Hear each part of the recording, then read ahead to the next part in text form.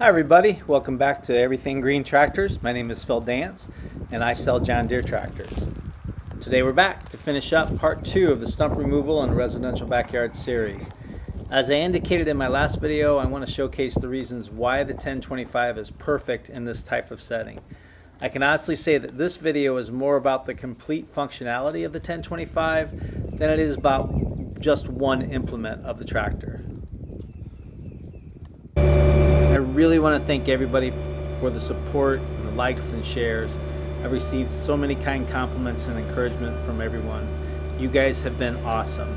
In addition, thank you for visiting my website, everythinggreentractors.com. The website is free. It is designed mainly for my viewers who have specific tractor and turf equipment related questions, and they don't really want to share their questions with the world on YouTube. In addition, for those of you who live in northern Indiana and southwest lower Michigan, we do set up appointments for a live tractor consultation. I do my best to clean out my email box every single night on that website and answer as many questions as I can.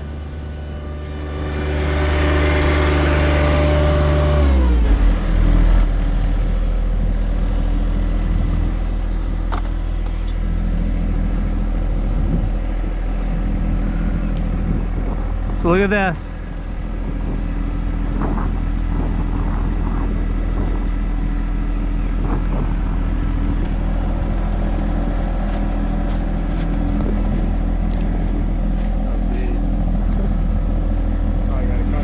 Yeah, we're gonna have to cut that with a chainsaw.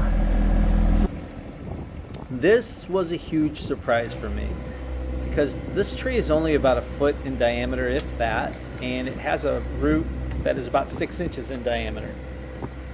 When we first hit this, I didn't really know what it was because it was thicker than anything we'd encountered before, and at the same time it wasn't budging, so I thought it might be a cast iron pipe coming from an old dry well system. This neighborhood was established back in the 70s when nobody really cared about environmental things, so I wanted to be very careful and dig as gingerly around it as I could until we safely determined that it actually was a part of the tree and that we could proceed with cutting it. When we dig up the next stump, there's going to be a similar root that is not as big as this one, but it's still growing in the same direction. What we feel happened is that these two trees were planted alongside the septic field system, the leach field, and they were both feeding themselves through that leach field system. Unfortunately, they were also poisoning themselves over the years as the washing machine and the garbage disposal and basically all the sewage was being dumped into the septic system. It was being sucked into these trees. You really want to be careful when you're in old subdivisions like this because sometimes they built those subdivisions over an old factory, or they cleaned up some area and there could be an old gas line or something run through that. So you do want to make sure that you're getting all your utilities marked before you start digging anytime. Even though we are using an old chainsaw blade, I'm really taking my time around this to make sure we have enough room to operate in that hole so that we aren't going to drive the chainsaw into the ground.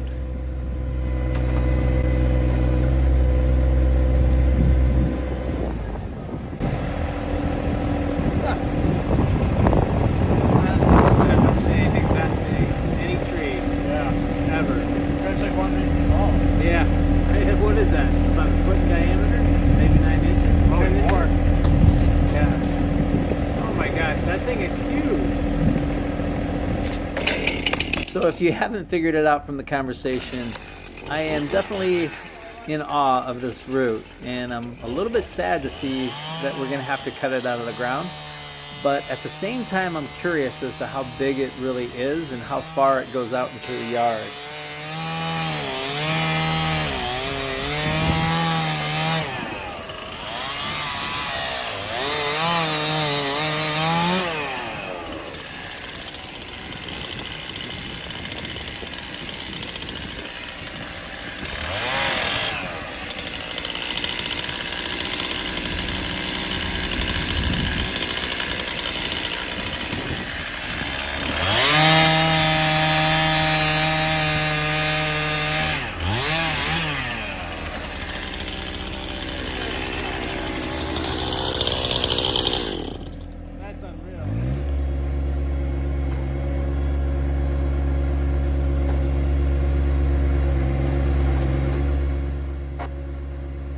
And as I pull it out of the ground here, you can see that it's a good 6 inches in diameter, maybe a little bit more.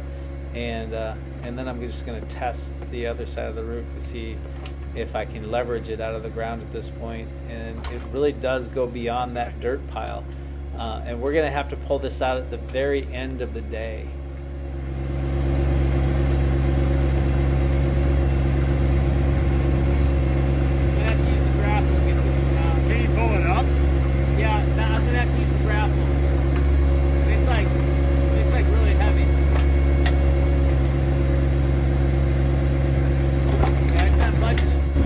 Unfortunately, I was so awestruck about that root that I actually forgot that the whole purpose of me doing this at this guy's house was to film a video. And I forgot that I had a GoPro strapped on top of my head.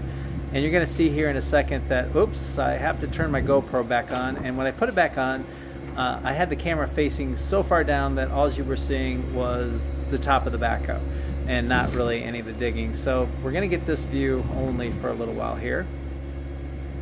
And the camera remains in that position pretty much until I remove this tree stump out of the ground. So not going to get a lot of different perspectives, unfortunately, for the removal of this root.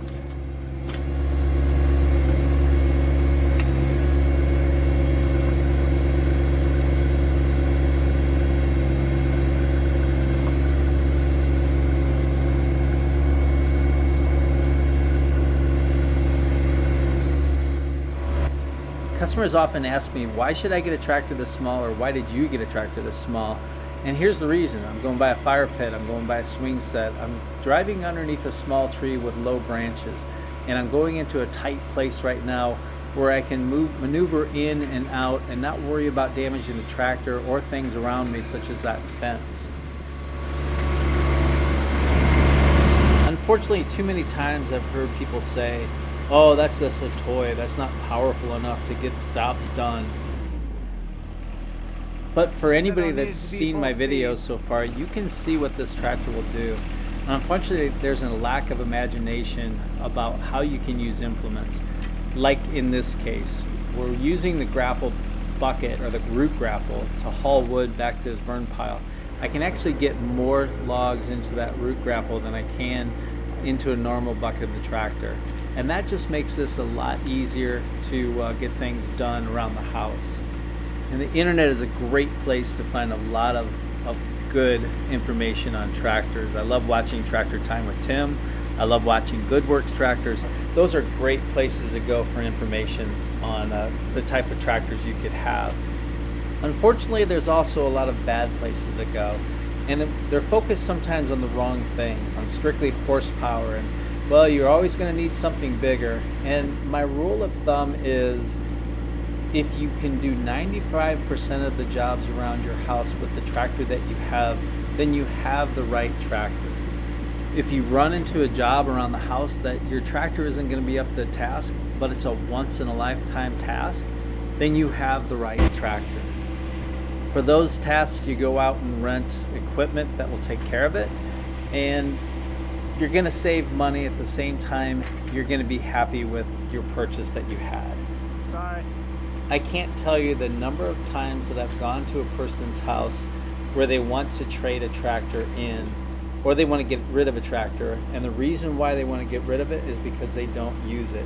In almost every single case that that's happened, the tractor has been too big, it's sitting in a barn, it has 5 years on it, but it only has 100 hours on it. I've owned 2 tractors in my lifetime. The first one is a 2210, which I owned for 17 years, and that tractor had about 1,500 hours on it when I sold it. The second tractor is this 1025, and this one has about 100 hours each year, or 550 hours that I've put on it so far. You will never get payback out of your tractor if you're trying to preserve hours on it. The idea behind a tractor is to use it around the house and get as much work out of that as you can. Before you go out to look for a tractor, sit down and write out all the things that you need to get done around your house. And that's things that you might not even think you need the tractor for. And the reason I say that is because sometimes you're going to find out that your tractor is actually going to be very useful in planning out those tasks or helping you to complete something. A good example is last summer I built a pool deck, and I used the grapple on the loader just to hold up the other end of the board while I built the edge of the deck. Once you have that list together, go down and talk to your local dealer and see what they have to say about it. And make sure that they're listening to the tasks that you have. A good salesperson will want to know more. They'll ask a lot of questions, and they'll do this without ever even thinking about recommending a tractor. A bad salesperson will automatically tell you that they have the right tractor for you. And if they do, you want to make sure that you ask the questions why. Why is this the right tractor for me? And the second half of that equation is they should be recommending certain implements for the tasks that you've talked about. Too many times people are implement poor, meaning that they bought the tractor and they have a loader and a bucket on it, but they have nothing else because they're at the top of their budget when they purchase it. So it's important that you get an idea of all the implements that would help you complete those tasks you discussed, and make sure that the salesperson covers each of those and why it's important to have that implement. And if you're still uncertain, you can feel free to reach out to me at everythinggreentractors.com. I'll be happy to take a look at what they've suggested and give you my opinion as well.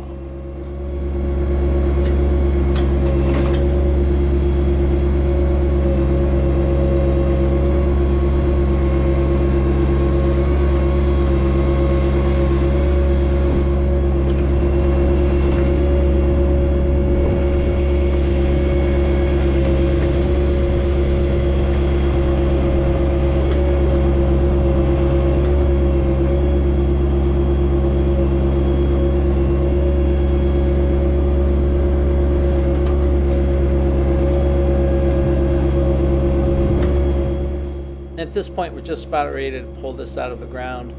This one's been pretty easy, not like the other one was. I'm digging through that root that we had talked about earlier. You're going to see it as I pull it out of the ground right now.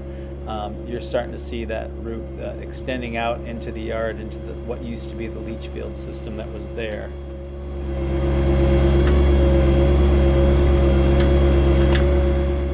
And you can see that pretty much I do the same technique with every single stump. I try and get the dirt out of the root ball, try and make that tree as light as possible, and I also don't want to carry a lot of dirt back to the hole, so they have to backfill.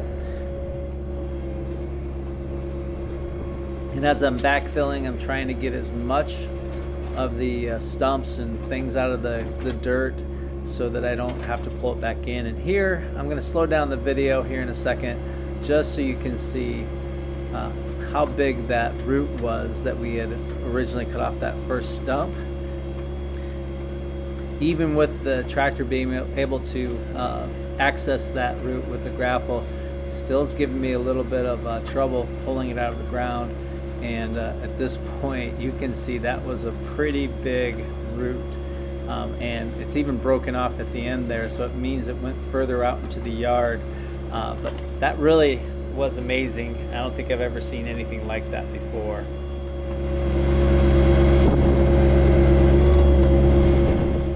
And as I begin the backfilling process and the grading, I do want to thank everybody once again for joining me at Everything Green Tractors. I really do appreciate all the support that you've given me. Thank you so much to those that have also joined me at my everythinggreentractors.com website.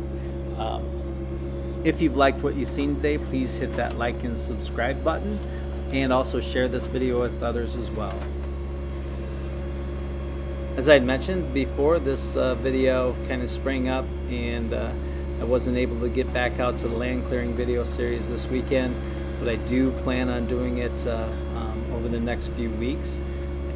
Fortunately for me, after a cold, long winter, we are starting to sell tractors again.